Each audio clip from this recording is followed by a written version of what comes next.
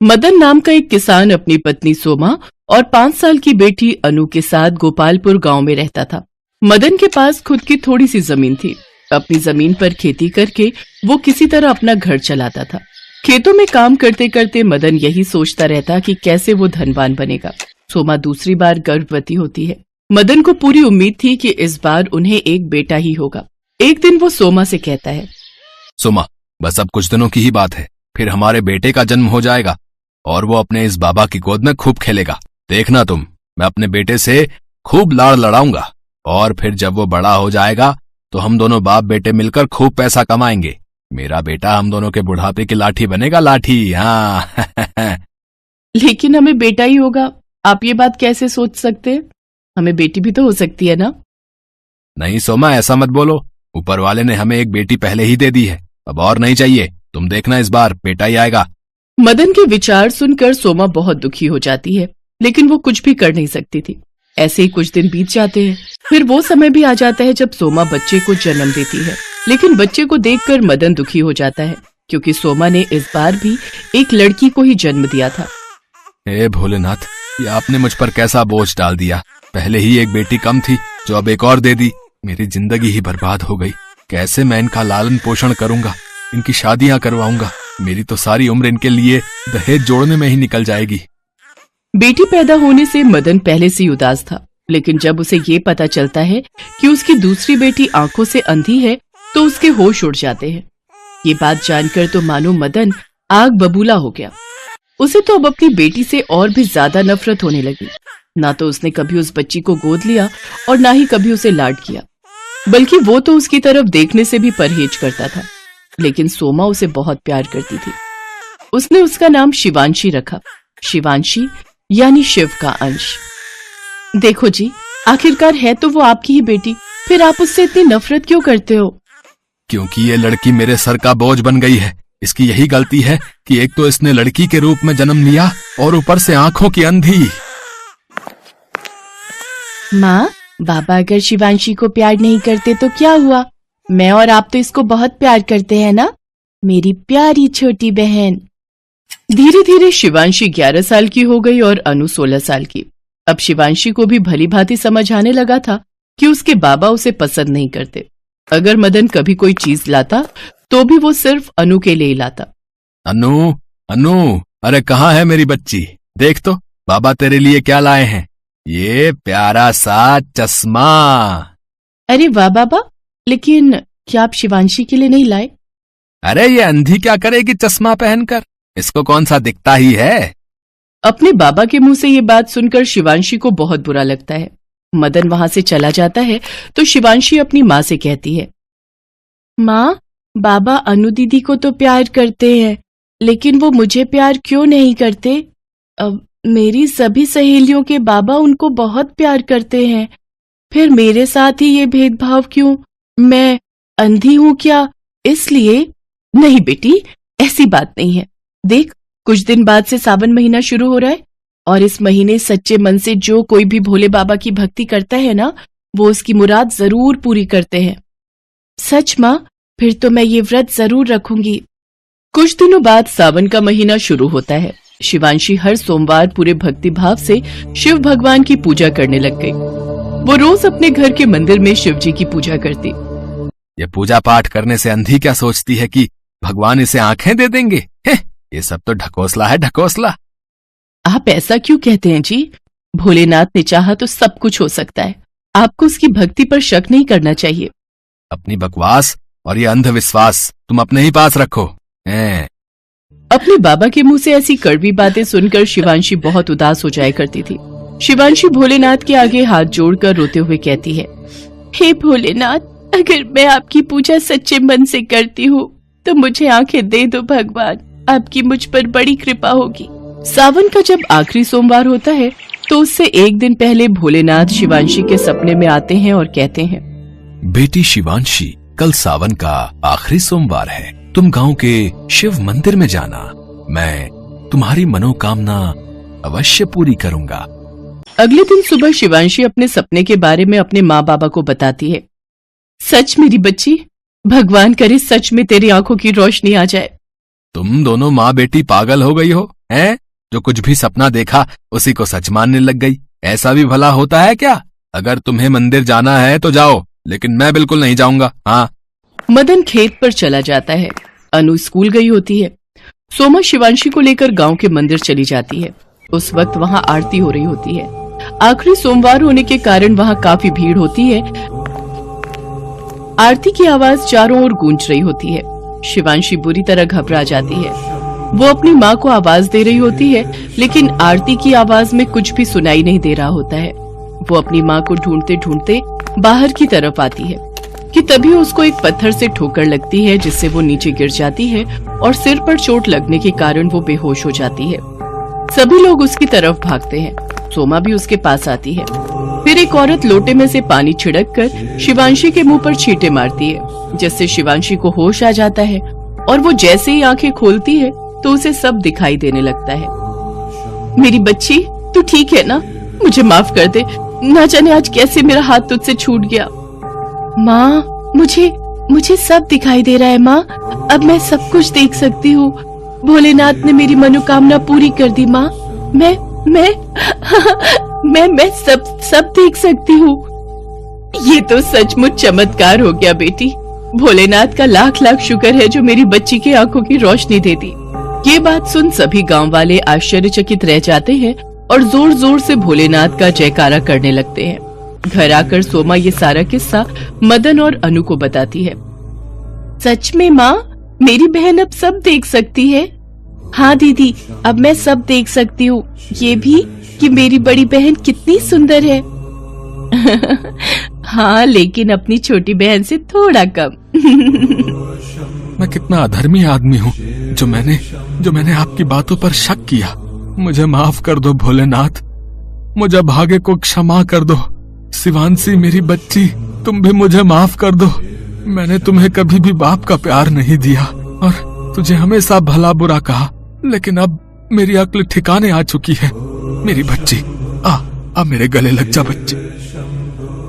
इसके बाद मदन अपनी दोनों बच्चियों को बहुत प्यार करता है और उनके साथ वो हर रोज भोलेनाथ की पूजा करता है।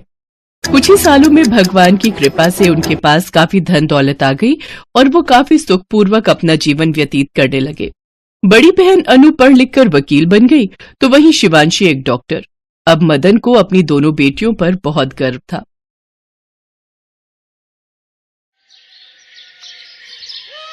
जय शिव शंकर चाचा जी।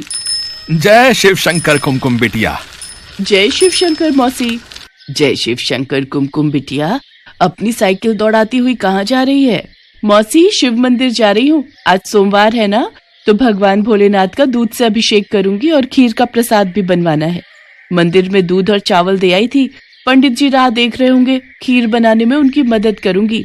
जीती रह बेटी, सचमुच कितनी प्यारी बच्ची है। भगवान शिव की कितनी पूजा करती है। इसके लिए अच्छा सा लड़का मिल जाए और इसकी शादी हो जाए तो इसके माता पिता की चिंता दूर हो जाएगी। कुमकुम एक पढ़ी लिखी संस्कारी लड़की थी। वो बचपन से ही भगवान शिव की बहुत पूजा करती थी। कुमकुम को ये संस्कार अपने माता पिता से ही मिले थे। ये लो माँ, ये लो बापू खीर का प्रसाद। अच्छा, मैं राधा के घर जा रही हूँ। सुबह से उसने कितनी बार बुलावा भेज दिया। सुनो जी, कल कुमकुम की सहेली राधा की शादी में भी जाना है। कुमकुम अपनी सहेली के घर चली जाती है, पर उसके पिता का चेहरा उदास हो जाता है और वो फूट फूट कर रोने लगते हैं। सुनो जी, अगर आप ऐसे रो दोगे तो मुझे भी रोना आएगा। क्या आपको भगवान शिव पर भरोसा नहीं है? वो हमारी कुमकुम को कुछ नहीं होने देंगे। उन पर भरोसा रखो। कुमकुम का जन्म भगवान शिव के आशीर्वाद से ही हुआ था। फिर भला वो उसे कुछ कैसे होने देंगे? हम सब तो ईश्वर की संतान हैं। हमारी कुमकुम तो भगवान शिव की बेटी है। वो उनकी इतनी पूजा पाठ करती है तो वो उसे उसका फल अवश्य देंगे। हमने बचपन से ही भगवान शिव के प्रति कुमकुम की आस्था को जगाए रखा है। हमारी बेटी अल्पायु नहीं, दीर्घायु है। पर सोमलता, पंडित जी के कहे अनुसार हमारी पुत्री की कुंडली में भारी संकट है, जिससे उसकी... बस और कुछ मत बोलो। मुझे भगवान शिव पर पूरा विश्वास है कि वो हमारी कुमकुम को प्रत्येक संकट से बचाएंगे। 20 वर्ष की आयु में कुमकुम के जीवन पर एक भारी संकट की आशंका थी।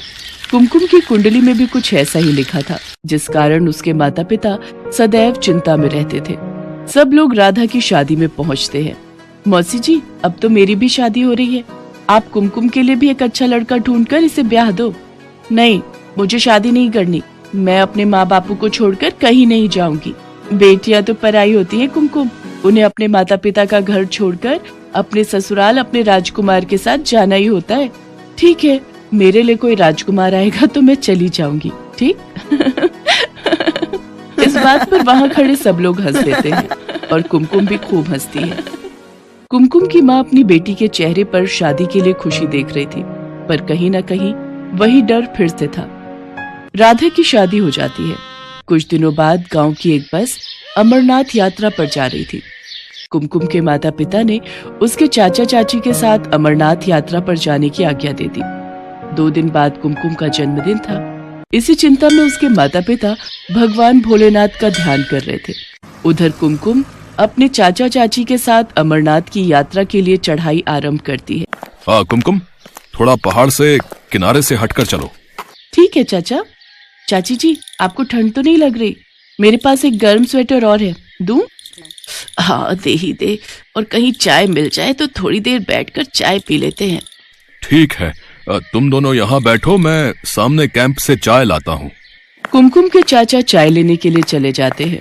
कुछ देर बाद वो आगे की यात्रा तय करते हैं। रात हो रही थी। कुमकुम के चाचा चाची और कुमकुम एक कैंप में रात गुजारने के लिए रुक गए। कुमकुम, जन्मदिन की ढेर सारी मुबारक। आज तुम्हारा जन्मदिन है और तुम पूरे 20 बरस की हो गई हो।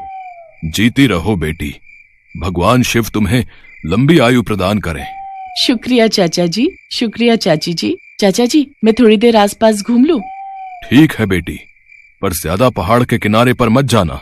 कुमकुम आसपास का वातावरण देखने लगती है। अमरनाथ पर बसे पहाड़ बहुत सुंदर लग रहे थे। बर्फानी गुफा बस कुछ ही दूरी पर थी। कुमकुम ओम नमः शिवाय का जाप कर रही थी। हे शिव शंकर, आज आपके आशीर्वाद से मैं आपके परम धाम अमरनाथ की यात्रा कर रही हूँ। आज मेरे जन्मदिन पर मुझे आशीर्वाद दो भगवान। अगली सुबह कुमकुम और उसके चाचा चाची आगे का रास्ता तय करते हैं। ऊंचे ऊंचे पहाड़, नदियां देखकर कुमकुम का मन बहुत खुश हो रहा था। तभी कुमकुम का पैर पहाड़ के किनारे से फिसल जाता है और वो चिल्लाती हुई नीचे खाई में गिर जाती है। उसके चाचा चाची का रो रो कर बुरा हाल था। अरे, अब कोई मेरी बच्ची को बचाओ। हे भोलेनाथ, मैं अब भैया भाभी को क्या जवाब दूंगा। हे शिव शंभू, आज कुमकुम बिटिया का जन्मदिन है। भैया भाभी को जिस बात का डर था, अगर वो बात सत्य हो गई तो आप पर कौन विश्वास करेगा भगवान। कुमकुम तो आपकी बहुत पूजा करती है, आप पर बहुत विश्वास करती है। उसने अभी इस दुनिया में देखा ही क्या है। भगवान उसे बचा लो, उसे कुछ नहीं होना चाहिए। भैया, इतनी खाई में गिरकर बचना मुश्किल है। अब तो भोलेनाथ ही कोई चमत्कार कर सकते हैं। सुरक्षा कर्मियों की टीम ढूंढ रही है, पर अभी तक लड़की का कुछ पता नहीं है। पुलिस भी आ गई है, लड़की को तलाश कर रही है। सब लोग कुमकुम को तलाश रहे थे, पर वो कहीं भी दिखाई नहीं दे रही थी। उधर कैलाश पर्वत पर माँ पार्वती भगवान शिव से बोली, प्रभु, कुमकुम आपकी बहुत भक्ति करती है, उसे जीवन दान दीजिए, उसकी रक्षा कीजिए। अपनी समाधि से उठिए, अपने नेत्र खोलिए प्रभु। आपकी पुत्री कुमकुम इस समय विपदा में है। वो आपके दर्शनों के लिए अमरनाथ यात्रा पर आई है, इसलिए उसके विश्वास को टूटने मत दीजिए। उठिए प्रभु, उठिए। देवी पार्वती के पुकारने पर भगवान शिव अपने नेत्र खोलते हैं। देवी पार्वती, आप तो जानती हैं, जो भी भक्त सच्चे हृदय से मेरी पूजा और भक्ति करते हैं, मैं उनके जीवन के सारे संकट दूर कर देता हूँ। जो भी भक्त मेरी शरण में आता है, उसे मैं कोई कष्ट नहीं होने देता। कुमकुम ने सदैव मेरी पूजा और भक्ति की है।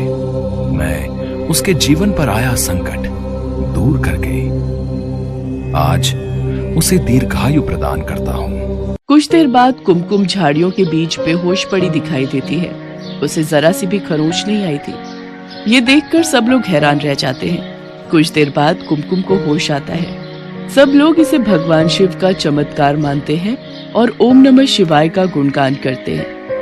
कुमकुम अपने चाचा चाची के साथ बाबा बर्फानी के दर्शन करती है और उनसे आशीर्वाद प्राप्त करके खुशी खुशी घर लौटती है।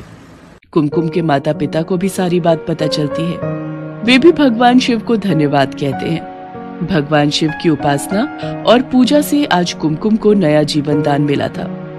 सब लोग भगवान शिव को धन्यवाद कहते हैं। कुछ समय पश्चात एक बहुत ही संपन्न परिवार में कुमकुम का विवाह हो जाता है। आज भगवान शिव की कृपा से कुमकुम अपने जीवन में बहुत खुश थी।